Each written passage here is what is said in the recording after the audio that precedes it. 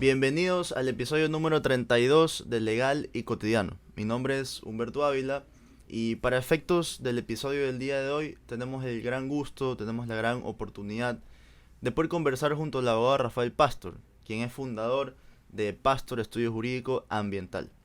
Y bueno, el tema del día de hoy va a ser básicamente el derecho ambiental y su intervención en nuestro país. Primero, darte las gracias, Rafael, por haber aceptado la invitación. Y quisiera saber, antes de ahondar este gran tema, este gran extenso tema, un poco acerca de cuáles son las aristas, porque entiendo que el derecho ambiental igualmente tiene sus subdivisiones. ¿Cuáles son las aristas a las que se dedica el estudio jurídico más en general, digamos así? Sí, buenos días con todos. La verdad que un honor estar aquí presente. Felicitarte por la iniciativa que creo que promueve justamente la discusión en el ámbito jurídico y es una cuestión muy necesaria al día de hoy. Con relación al enfoque de nuestra firma, como tú ya lo mencionaste al comienzo, somos una firma dedicada exclusivamente a temas ambientales. Me gustaría categorizarla como una boutique ambiental, solo que el término boutique todavía no ingresa mucho en el mercado jurídico ecuatoriano. Y en realidad, si me permites hacer una definición que usan mucho los norteamericanos, yo suelo decir que nuestra firma es el one stop en temas ambientales. Es decir, nosotros realmente hacemos todo lo que estuviera relacionado con temas ambientales respecto a asesoría de empresas y otras personas interesadas. Ahora, ¿en cuál creo yo que es lo que la práctica nos ha llevado a hacer de manera más cotidiana? Definitivamente el compliance ambiental. Tenemos un departamento que definitivamente tiene mucha expertise en poder identificar esas contingencias de las empresas y dar la asesoría preventiva necesaria para que dichas empresas puedan solventar sus problemas de manera obviamente anticipada, y asimismo generas un beneficio también para el ambiente, porque recordemos que ¿Ok? una empresa que cumpla ambientalmente no solo se beneficia a ella, sino nos beneficiamos todos. Correcto. Ok, y en esta parte, una vez ya que hemos tenido esta breve introducción, ¿qué podemos decir que es el derecho ambiental? Porque de forma superficial o de manera general, sabemos que el derecho ambiental es una de las prácticas en las que se trata de modificar la conducta humana para poder proteger el medio ambiente. Pero creo yo que va más allá de eso. ¿Qué nos puedes decir acerca de esto? Sí, ahí haciendo un poco como un recuento, y probablemente aquellos que hayan pasado la carrera de Derecho pueden recordar el por qué nace el derecho. Partamos de esa premisa, no quiero irme tampoco tan lejos, pero el derecho nace justamente en virtud de una necesidad del humano de solucionar un problema, Ok, de poner reglas claras con relación a un problema que lo aqueja en un determinado tiempo. El derecho penal, desde que hubo pues obviamente el Código Hammurabi, etcétera, se encontró que la sociedad necesitaba ciertas reglas para obviamente establecer o normalizar un determinado tipo de conducta. De esa manera, el derecho ambiental nace a partir de una necesidad de una conducta desmedida y obviamente del ser humano, que es ok, justamente el abuso que muchos años tuvo con relación al ambiente y todo lo que le entorna. Entonces, es ahí donde realmente nace el derecho ambiental, de buscar una ciencia o una materia que procure regularizar aquella conducta que tiene el humano con todo lo que le rodea. Al día de hoy te pudiera decir que eso es una definición un poco restringida, porque el derecho ambiental tiene más acepciones, porque también tienes derecho, por ejemplo, que de alguna manera regula las relaciones internacionales entre estados. Tienes un derecho también que puede regular los derechos de los animales, que también puede separarlo como otra materia, pero el derecho ambiental por excelencia es un derecho que lo vamos a explicar más adelante, que es transversal y vas a ok. encontrarlo en absolutamente todas las materias, y eso es lo que lo vuelve tan importante y tan revolucionario para la ciencia jurídica. Perfecto. Y en esta parte, anteriormente mencionaste también lo que sería el compliance Correcto. a nivel societario. ¿Qué forma o antes de poder qué podemos entender lo que es el compliance a nivel ambiental? A ver, recordemos que el compliance pudiera decirse que es una nueva tendencia. Y digo pudiera decirse porque en realidad en nuestro país es relativamente nuevo, lejos de que considero que el compliance en el Ecuador no tiene todavía pues una plataforma aterrizada para que sea lo que realmente es a nivel internacional, porque el compliance de por sí lo que habla es también de una exoneración de penas para aquellas personas que implementan estos tipos de prácticas. Al día de hoy el COIP establece algún tipo de atenuante, lo cual obviamente desnaturaliza la figura del compliance. Sin embargo, entendiéndolo en el sentido amplio de lo que es un compliance, básicamente se refiere a adoptar las medidas necesarias para evitar contingencias. Me gusta a mí decir que es el rol del abogado en todo su máximo esplendor. Cuando generalmente un empresario suele convocar a un abogado es cuando tienes ya el bosque incendiado. Es Claro, cuando el problema encima ya. tienes el problema encima, las autoridades están clausurándote, tienes literalmente una posible pena que te pueden meter preso o estás en una situación realmente de aprieto. Creo yo que el compliance lo que busca es cambiar esta naturaleza del abogado y volverlo realmente un asesor que permita anticipar esos problemas o esos inconvenientes. Y ahí es donde yo te digo que se vuelve tan necesario porque concatenado esto con la rama ambiental, tienes un doble beneficio. Tienes un beneficio al ambiente y un beneficio al empresario. Por eso para mí esto ha sido un tema sumamente apasionante y me ha encantado porque yo lo digo que es un activismo indirecto. Lograr que las compañías cumplan ambientalmente no solamente les da un beneficio a ellos, sino que también un beneficio a todos. Claro, es decir, se cumple igual con esa esencia del abogado de prevención. De prevención, exactamente. Correcto. Ahora, en esta parte, el derecho ambiental a nivel jurídico es autónomo, es decir, es diferente a todas las ramas. A ver, hay una definición que sacó el Sistema Interamericano de Derechos Humanos que justamente establecía que el derecho ambiental de por sí es autónomo. Muchas personas cuando intentan vincularlos a otras ramas, por ejemplo, meterlo con diferentes ramas del derecho, tú te vas a dar cuenta que existe cierta hegemonía que le da pues mayor peso al derecho ambiental. Y la misma Constitución de Ecuador lo hace. Lo que sucede es que el derecho ambiental es una rama relativamente nueva. Si quieres de repente irte desde un punto de vista documental, tenés Estocolmo en el año 1972, que comienza ya el humano a intentar entender qué es lo que está pasando en esta interacción que tenemos nosotros con todo nuestro entorno.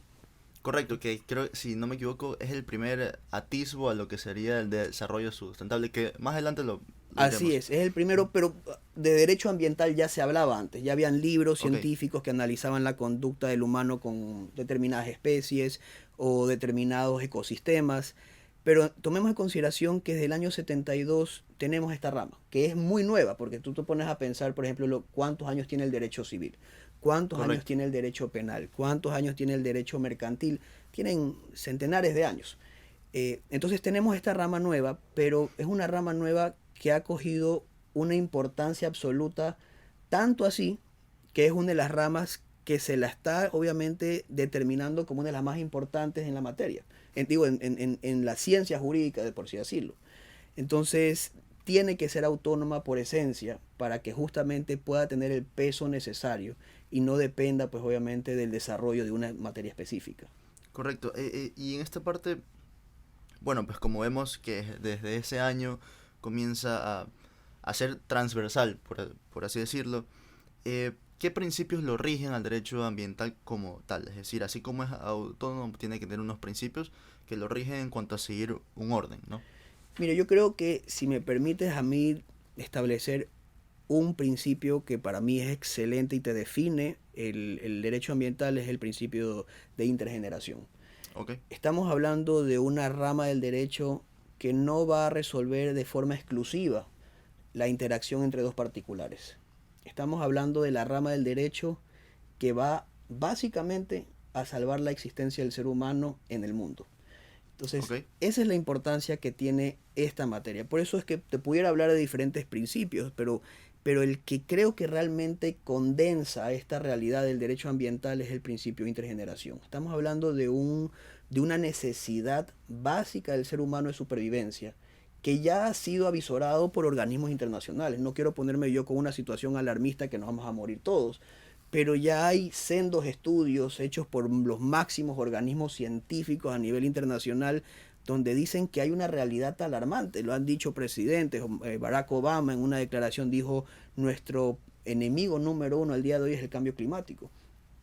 Mucha gente puede decir: no, no existe, pero es innegable la realidad que estamos viviendo. Entonces, creo yo que este principio define por excelencia la necesidad de esta materia y lo importante que se desarrolle en relación a la ciencia jurídica. O sea, es decir, de lo que entiendo es que este principio intergeneracional, digamos que obliga a todos sin un límite de tiempo. O sea, es un principio que trasciende. Digamos. Exactamente. Lo que tú has dicho es importantísimo. Es un principio que básicamente permite entender la importancia del derecho no en una relación presente, sino en una relación pasado, presente y futuro.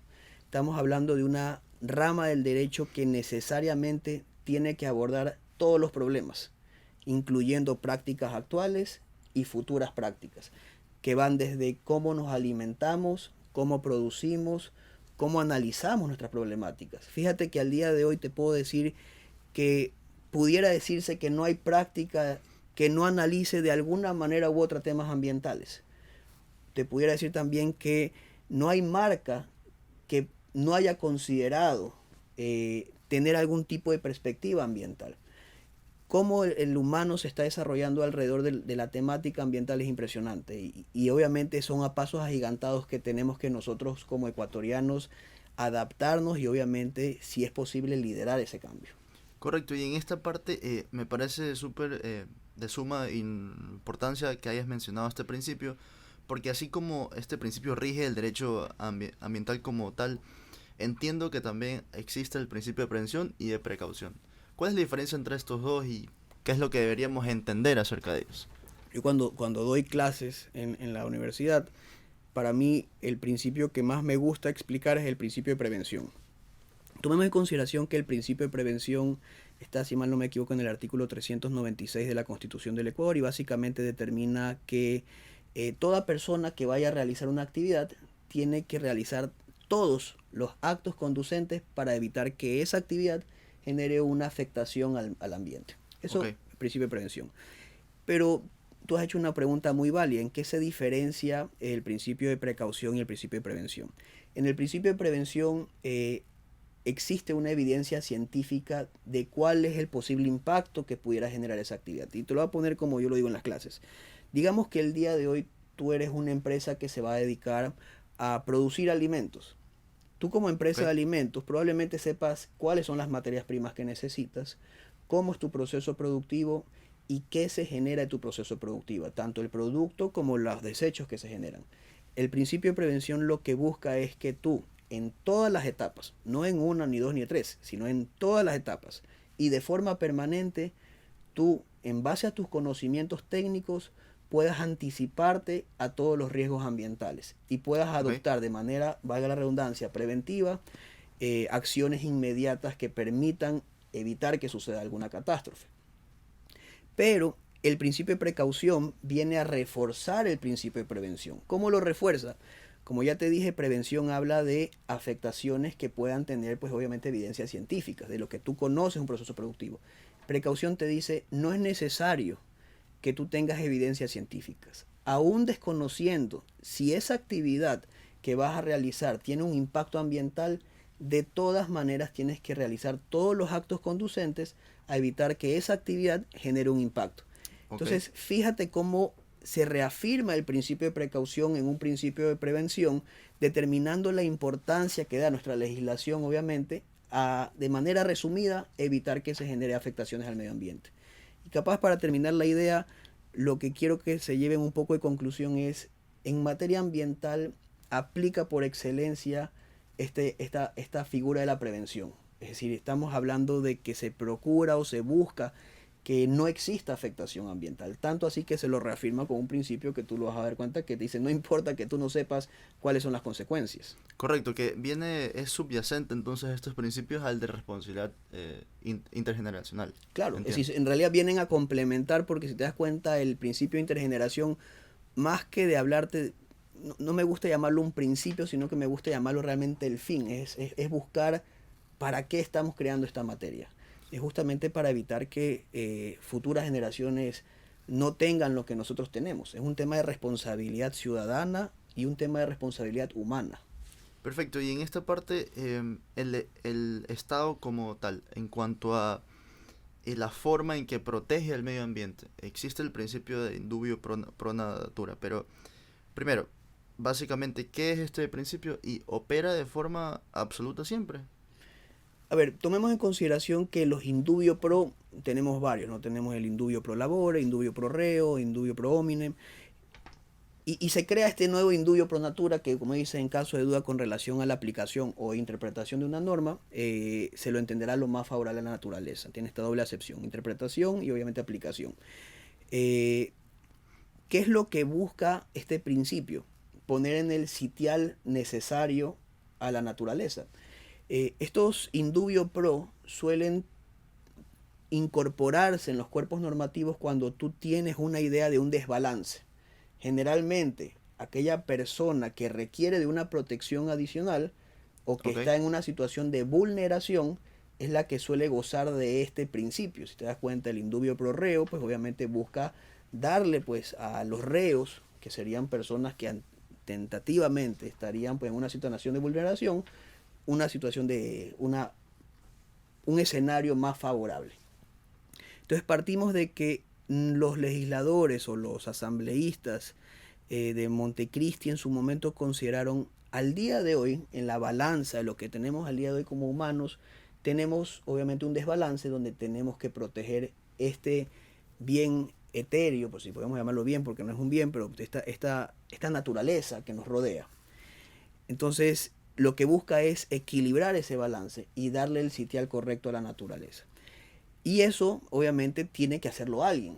Entonces son las autoridades judiciales que tienen que hacerlo, son las autoridades públicas que obviamente incorpora también el poder ejecutivo. ¿Cómo se ejerce el indubio pro natura? Pues diferentes formas. Yo he encontrado casos en los que desde una simple asesoría a un cliente puede llevar a un raciocinio de cómo aplicarlo. Una vez me tocó una compañía que realizaba actividades de aerofumigación y por ponerte un caso concreto, y teníamos tres normas que regían el acuerdo ministerial emitido por el Ministerio de Agricultura y Ganadería, ok. una resolución de la Dirección General de Aviación Civil y un documento o un texto pues ambiental que se llama Texto Unificado de Legislación Secundaria Medioambiental.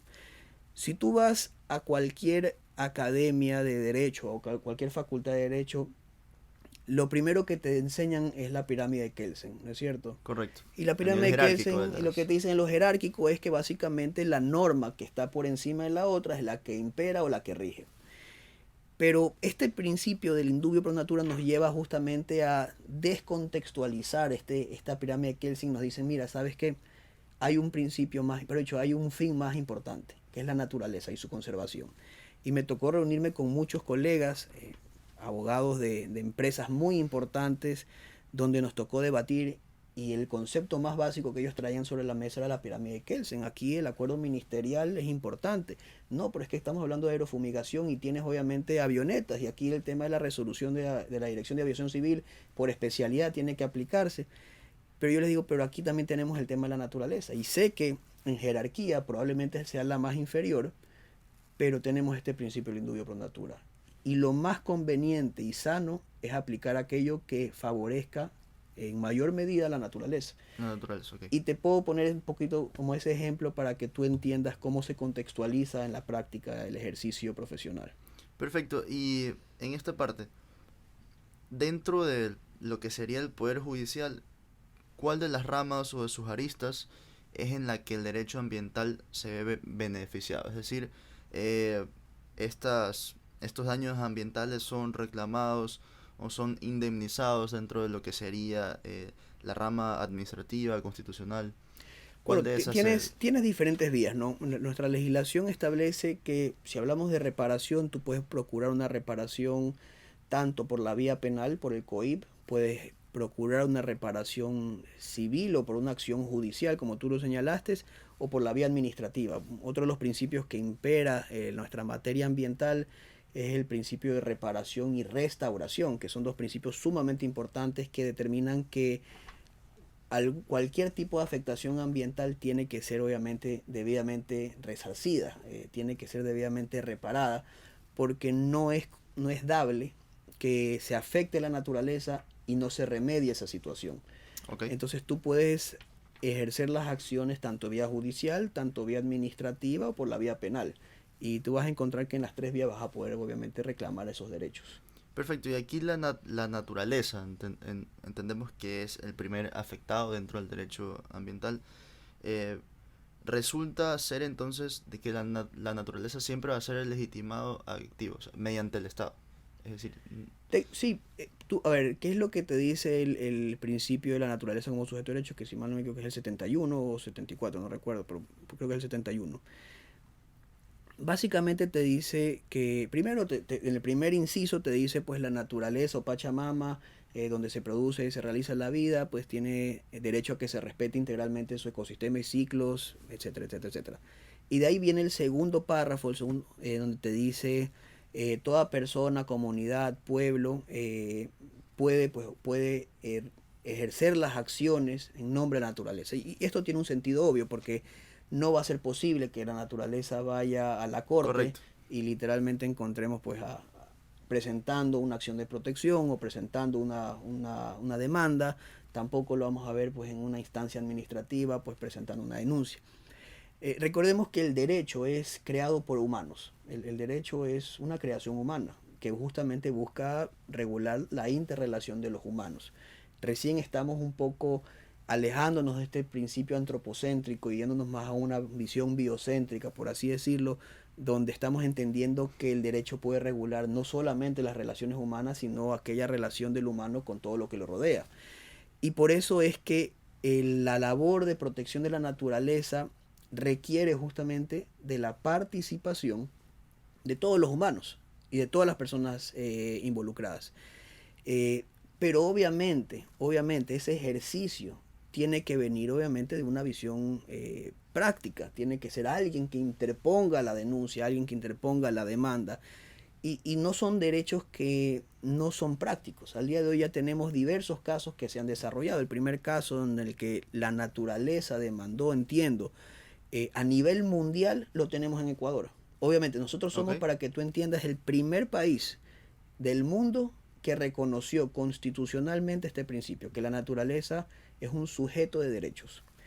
Y también entiendo que somos el primer país en el mundo donde este principio fue debidamente ejercido. Esto fue un caso, si mal no me equivoco, que se denominó el caso Río Vilcabamba, en el que el gobierno autónomo descentralizado provincial de Loja decidió construir una carretera.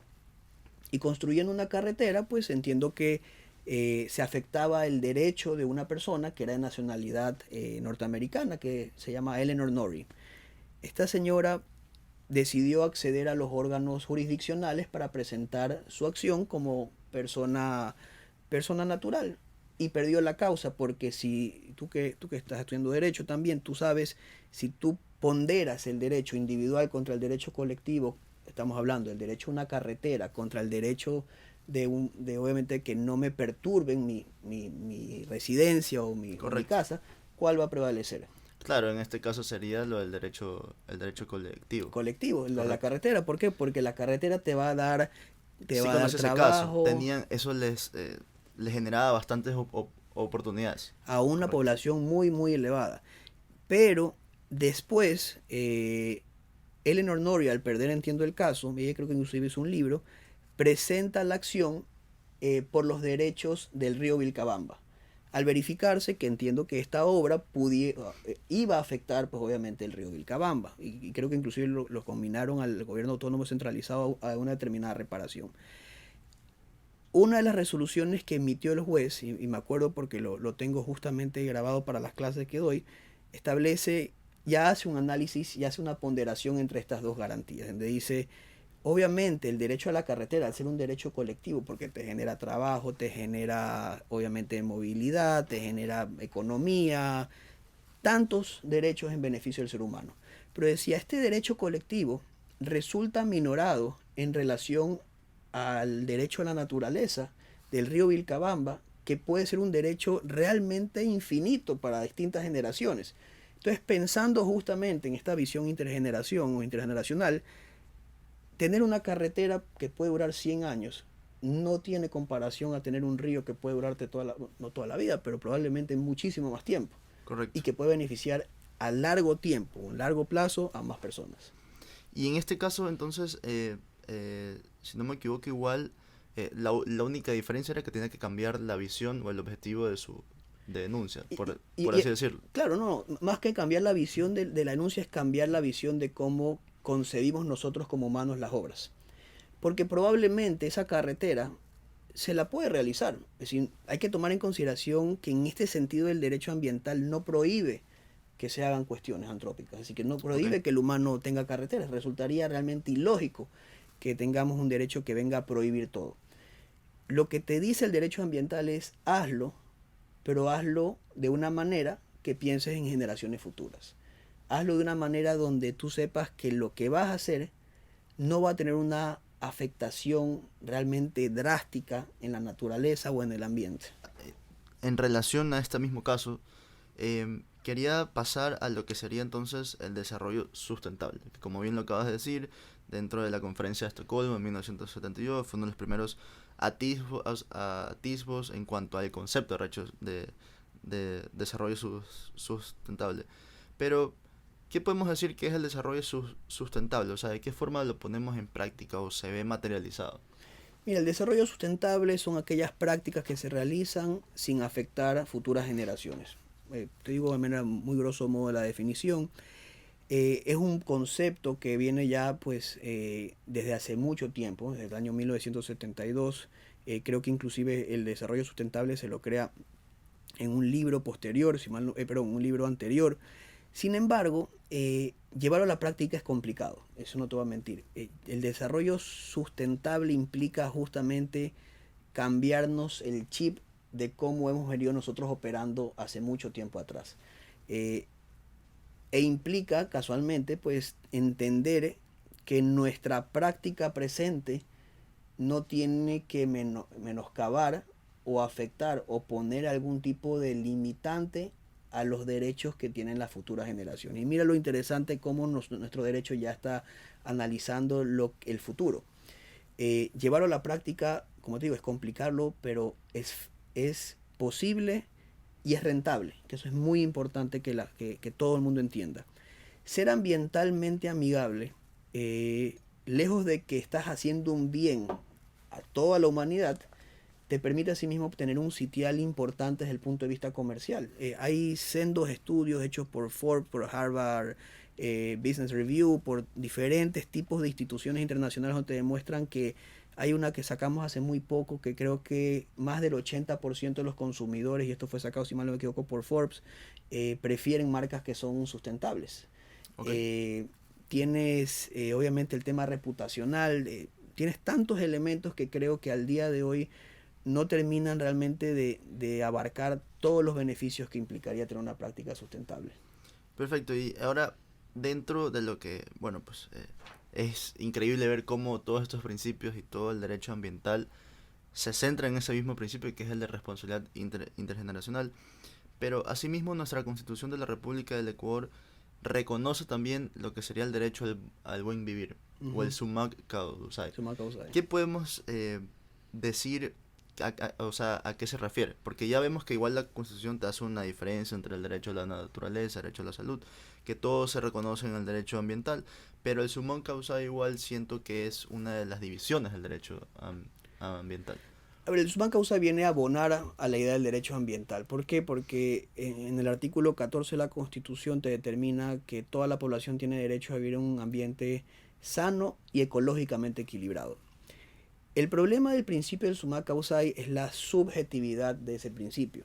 Cuando te digo la subjetividad es que probablemente el buen vivir tuyo no sea igual al buen vivir de una persona que vive la naturaleza. Y Ok, eso es lo correcto. difícil del principio del summa causal. Probablemente nosotros, bajo la conceptualización de que vivimos en una ciudad, para nuestro, para nuestro concepto del buen vivir es tener un hospital cerca, tener pues obviamente aire limpio, poder acceder a escuelas y que obviamente pues estas actividades humanas que nosotros llevamos cotidianamente no se vean afectadas por actividades que obviamente pues vayan a generar algún tipo de afectación a nuestra salud o de nuestros familiares o del ambiente en general.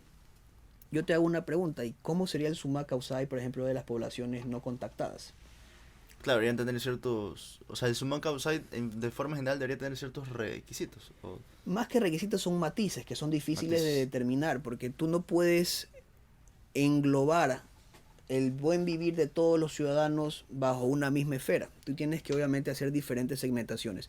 Entonces, desde una perspectiva constitucional y en caso de que el principio del summa causae sea puesto en prueba en una acción constitucional, la Corte tendría que justamente entender el buen vivir, pero correlacionado a las circunstancias de justamente de quién lo ejerce. Ok. Por eso te digo que es un derecho que a mi perspectiva lo veo positivo, no te voy a mentir, lo veo positivo porque obviamente hacer este reconocimiento de que todos los ecuatorianos tenemos el derecho a un ambiente sano y ecológicamente equilibrado es en definitiva positivo, pero su ejercicio obviamente tiene connotaciones que lo hacen difícil de llevar a la práctica. Y dentro de lo que sería este derecho al buen vivir, em, ahora, ¿qué organismo o qué normativa rige estos principios o trata de protegerlos? Es decir, en cuanto se ven las actividades ambientales, ¿por quién son reguladas? A ver, las actividades ambientales generalmente son reguladas por la máxima autoridad ambiental, que en este caso es la Autoridad Ambiental Nacional, Ministerio del Ok, Ambiente, Agua, Transición Ecológica. Dentro del Código Orgánico del Ambiente, que sería pues obviamente la normativa que viene a regular los temas ambientales, hay una cuestión que se llama el SUMA, que es el Sistema Único de Manejo Ambiental, que lo que busca es descentralizar aquellas competencias ambientales y derivárselo a los gobiernos autónomos descentralizados. Entonces al día de hoy tú puedes encontrar actividades que son reguladas por el Ministerio del Ambiente, dado que en ese territorio no existe una autoridad seccional o cantonal que no tenga pues la competencia. Entonces ahí procede el Ministerio del Ambiente. ¿Qué sucede cuando tú tienes la actividad, por ejemplo, en Guayaquil? La autoridad que te va a regular va a ser la Dirección de Medio Ambiente del municipio de Guayaquil. ok. Si esto está en un ámbito territorial provincial, va a ser la Gobierno Autónomo Descentralizado Provincial del Guayas. Sin embargo, si hago la aclaración de que existen ciertas competencias exclusivas que únicamente se atribuyen a los gobiernos, al gobierno nacional o a la Autoridad Ambiental Nacional, el Ministerio del Ambiente, Agua y Transición Ecológica, que obviamente ya están definidas por el Código Orgánico del Ambiente. Y en este caso, el Código Orgánico del Ambiente es sumamente administrativo, más que todo. Obviamente es una norma que procura dar una regulación administrativa, Ok. pero condensa dentro de su articulado, pues, o aterriza dentro de su articulado ciertos principios que devienen de la Constitución y que tienen que ser aplicados de forma transversal. Perfecto. Ahora, una vez que hemos mencionado lo que son las actividades ambientales, por quién son reguladas, dentro de este tema me parece interesantísimo que existe tanto lo que es un impacto, un daño y un pasivo ambiental. Ujú. Estos aquí se relacionan, pero ¿de qué forma? Es decir, ¿qué son cada uno de estos? Porque, Eso es una pregunta que a mi criterio viene justamente con mucha teoría detrás y es súper interesante y probablemente fue una de las cosas más difíciles que yo logré entender. Tomemos en consideración que nuestra normativa tiene diferentes conceptualizaciones respecto a la interacción que tiene el humano con su ambiente. ok, Entonces, tú tienes primero los aspectos ambientales. ¿Qué son los aspectos ambientales? Justamente aquella interrelación que tenemos como humanos. Es la causa, por así decirlo. ok, Y tú tienes después el efecto. El efecto es el impacto ambiental. Esta correlación que tú tienes con tu ambiente es en sentido positivo o en sentido negativo. Es decir, la cuestión es cuando yo interrelaciono o actúo en un entorno determinado, esa actuación va a generar un beneficio para el ambiente o va a generar una afectación. Y tú tienes ahí una distinta clasificación de impactos ambientales, que obviamente tú tienes impactos ambientales que pueden ser más gravosos que otros, tienes impacto ambiental positivo, impacto ambiental negativo, etcétera. Entonces, aspecto ambiental la causa y el impacto ambiental el efecto. De ahí vamos ok, a la definición de daño ambiental. El daño ambiental, cuando las personas quieren definirlo, pues obviamente estamos hablando no de un impacto positivo, ya lo estamos sesgando o obviamente delimitando exclusivamente a una afectación directa, a un impacto que termina siendo muy negativo. Y ahí hablan justamente la definición del reglamento del Código Orgánico del Ambiente, dice que es un impacto significativo, y hay ciertas personas que en la doctrina le ponen que tiene que ser irreversible, es decir, que aquella, y usando el término de afectación de manera muy general, aquella afectación ambiental que se ocasionó no pueda ser revertido. Esto obviamente, como te digo, complementado en lo que determina la doctrina. Y de ahí vamos al pasivo ambiental. El pasivo ambiental se lo determina como aquella, nuevamente, aquel daño que tiene el ambiente, pero que no ha sido reparado en el tiempo. Te pongo un ejemplo muy sencillo y desde el punto de vista corporativo. Tú vas a comprar una compañía y esa compañía no tiene un daño ambiental presente, sino de una actividad anterior que ha realizado. Y lo tiene, digamos, eh, aquellos cubetos con químicos lo tienen en el suelo. Ok. Eso es un pasivo ambiental, porque es literalmente un daño que no ha sido reparado en el tiempo. Distinto fuera un daño ambiental en el cual yo soy una compañía y yo estoy descargando en este momento químicos en el agua. Ahí no se vuelve un pasivo porque es presente, sino que estamos hablando de que estoy afectando en ese momento al medio ambiente. Entonces ahí tienes un poco la definición de cada uno. Pero igual es reversible, ¿no? El pasivo, entiendo. ¿O El no? pasivo técnicamente debería repararse en este caso, ¿no? Debería repararse y restaurar la naturaleza en caso de que sea posible, ¿no? Ok, Que es lo que perfecto. buscaría. Claro, entonces igualmente son como que van en orden, por así decirlo. Iré en Sí, orden, pues, ¿no? irían de cierta manera en hora, tomar en consideración también que el daño ambiental ha sido regulado en el Código Orgánico del Ambiente. Al día de hoy tiene un procedimiento propio para poder determinar cuándo estamos hablando de daño ambiental. Tiene 3 pasos: caracterización preliminar, investigación detallada y proceso administrativo sancionado. Entonces, también hay que tener mucho cuidado cuando hablamos de daño ambiental, porque si lo enfocamos en lo que determina la normativa, pues hay que verlo en base al procedimiento que obviamente está impuesto para poder determinar cuándo podemos hablar de daño ambiental.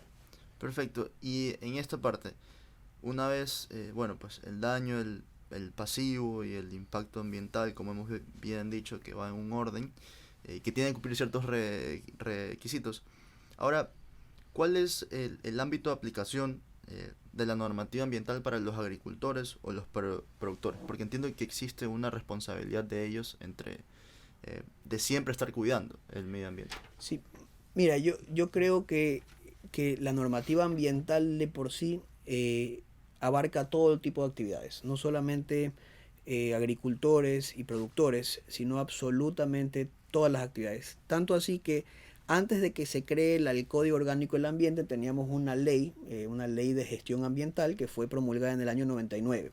Y me acuerdo tanto del artículo 20 que decía: toda persona que realice una actividad que pueda suponer un riesgo ambiental tiene que contar con su permiso correspondiente.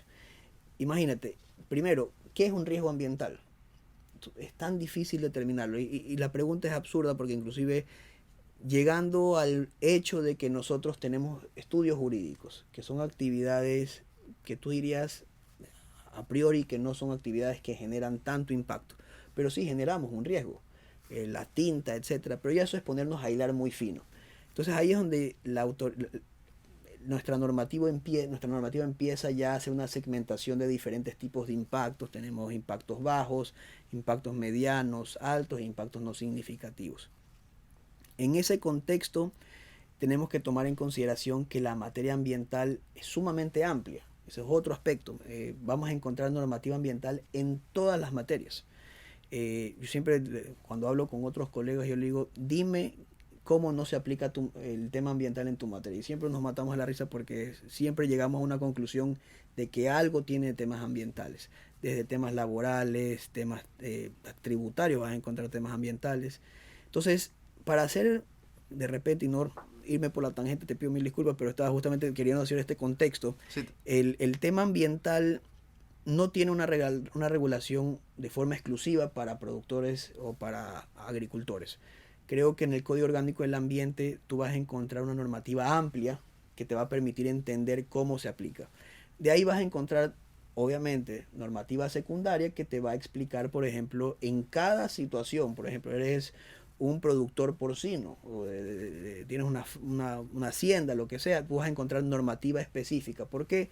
Porque la materia es muy técnica y requiere obviamente de conceptos técnicos. Entonces, para poder entender cómo se aplica la materia ambiental, tienes que obviamente ver esa perspectiva técnica y entenderla. Yo siempre les digo a las personas, porque es un ejemplo muy sencillo de aplicar, es, tú eres un abogado tributarista.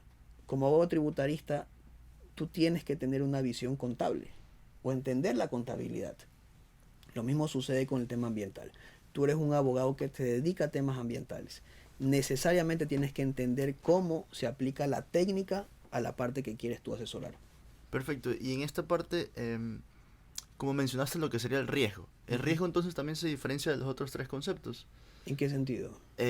O sea, por ejemplo, lo que es el impacto, el daño y el pasivo ambiental. El riesgo sería... Bueno, el riesgo va asociado mucho, si lo vamos a hablar de una perspectiva jurídica, consideremos que el riesgo es relativo, ¿no? Va a depender mucho de la actividad que tú realizas, va a depender mucho de cuál es el impacto, cuáles son las tecnologías que tú utilizas, etcétera. Por ponerte un ejemplo, nosotros aplica la responsabilidad casi por regla general que aplica en el derecho es la responsabilidad subjetiva.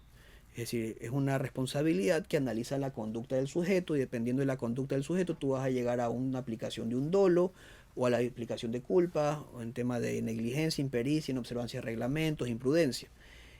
En materia ambiental administrativa, tú tienes la responsabilidad objetiva, que básicamente te determina que no importa o se prescinde del nexo causal entre el hecho y el daño y únicamente importa el hecho de que existe el daño.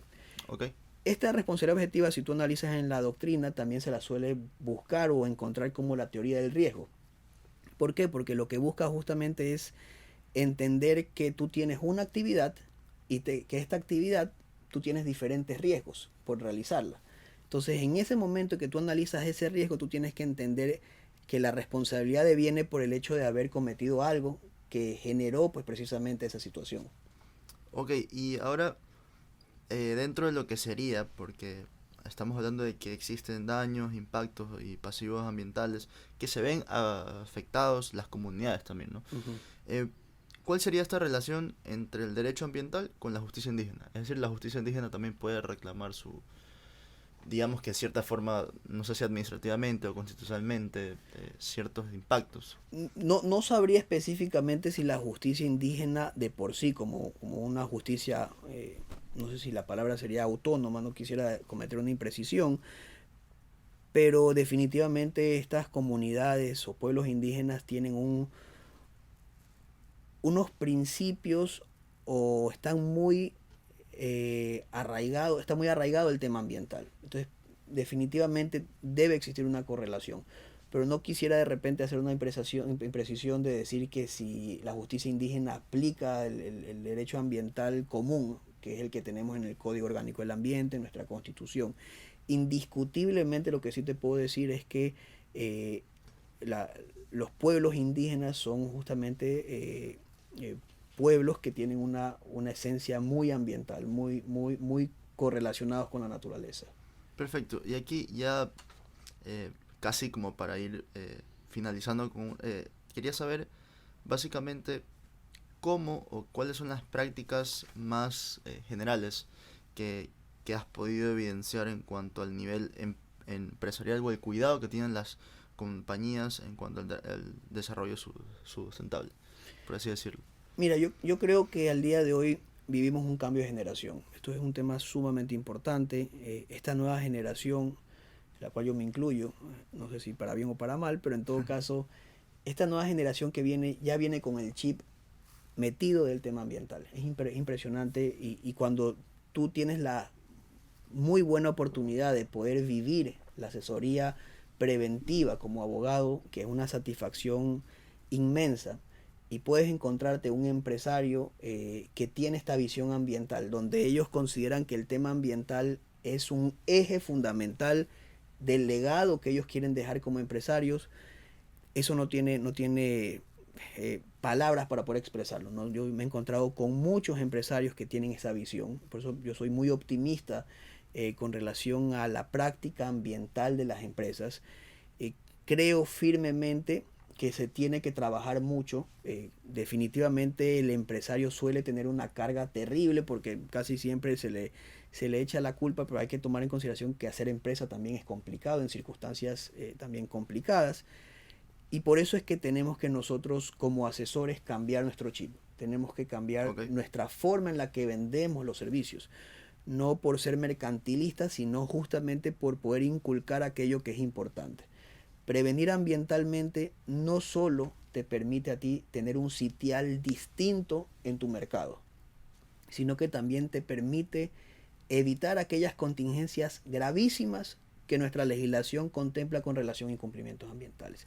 Solo por ponerte un ejemplo, al día de hoy si una compañía incumple con descargas de efluente y su capacidad económica, es decir, si tiene ingresos brutos superiores a $113,000, que creo que serían muchas empresas, estás expuesto a una contingencia de 200 salarios básicos unificados o $85,000. Entonces, imagínate tener una multa de $85,000 para una empresa que realmente empieza o que no tiene un flujo tan elevado. Es una situación realmente terrible. Entonces, esta necesidad de anticiparse se vuelve un tema más que nada de resiliencia, de poder sobrevivir a estos nuevos cambios que no solamente nuestra ciudadanía está exigiendo, sino que los mercados. Hace poco la Unión Europea va a sacar una nueva normativa donde va a limitar aquellas importaciones de productos que estén relacionados o que tengan origen con deforestación. Entonces, si tú quieres ir accediendo a mercados internacionales, si tú quieres seguir vendiendo, si tú quieres que tu marca tenga una buena acogida, si tú quieres que el día de mañana, si tú tienes hijos, que tus hijos te vayan a recordar como que hiciste algo por el medio ambiente, tienes que tener esta perspectiva ambiental y tienes que definitivamente poner el tema ambiental como uno de los primeros ejes dentro de tu práctica. O sea, es decir, incluir la prevención y la precaución como 100%. ejes trascendentes. Recuerda que en temas ambientales no solamente opera el tema ambiental, el tema jurídico, tienes un tema reputacional. Una compañía que se vea afectada en su reputación es un daño inmesurable. No puedes tú cuantificar cuánto cuesta ligar o vincular a una empresa a daños ambientales. Es muy difícil. Repararlos también. Y repararlos. Es una campaña muy, pero muy elevada. Perfecto. Y ahora como una de las últimas preguntas, o a nivel de la práctica, ¿cuál es dentro del derecho ambiental las defensas o cuáles son las divergencias que a tu criterio son las más minuciosas? Es decir, tanto el compliance o como la defensa del derecho a la naturaleza. ¿Cuáles son para ti esos? ¿Puedes refrasear la pregunta? En cuanto a la práctica, es decir, ¿cuáles son las aristas del derecho ambiental que te ha tocado que son más minuciosas? Es decir, que tienes que tratarlas así con pinzas, digamos. Bueno, definitivamente cuando tengo casos de alguna forma de empresas que contaminan, ¿no? Yo obviamente he tenido varios de esos casos en que empresas terminan contaminando y como te digo, hay que tratarlo con pinza porque tienes que primero demostrar que incumplir ambientalmente está mal, no solamente por un tema de una multa, sino que también tienes que inculcar al empresario pues que lo que está haciendo termina afectando absolutamente a todos. Entonces eso como tú dices hay que tratarlo con pinza porque puede ser que sea un empresario que no esté de acuerdo con esa forma de pensar y ahí obviamente pues se vuelve un poco complicado el asunto. Por eso es que tenemos una boutique ambiental donde nos permitimos tener ciertos estándares de clientes, donde hay clientes que sí creen en justamente el tema ambiental y lo más lindo, por así decirlo, es poder acompañar a estas personas desde el incumplimiento hasta el cumplimiento, a una transición ambiental 100%. Y llevar ese camino o ese paso de incumplimiento a que realmente se enamore del tema ambiental, para mí es lo más gratificante, por así decirlo. Entonces yo te diría que para mí lo más delicado es justamente cuando tengo esa primera reunión con alguien que de repente no tiene esa perspectiva o esa forma de entender las problemáticas ambientales. Perfecto. Y ahora, ¿qué mensaje podrías entregar, digamos, a las personas que nos están viendo, que nos están escuchando en estos momentos, acerca de cuál es la responsabilidad que tenemos en cuanto al medio ambiente? yo creo Para los que estudiantes también, pues, ¿no? sí, no. Primero, invitarlos a que ellos se enamoren de esta linda materia que es el derecho ambiental. Créanme que no se van a arrepentir. La materia ambiental es una materia apasionante en todos los sentidos. Eso es como punto número uno. Invitarlos a que analicen estas leyes, analicen esta materia y que entiendan que, bueno, mi punto de vista es la materia del futuro. Definitivamente es una materia que está revolucionando el derecho, que está cambiando completamente los principios que imperan en nuestra ciencia. Entonces, es entender lo que sucede el día de hoy, pero para aplicarlo para un futuro. Es literalmente invertir en su futuro.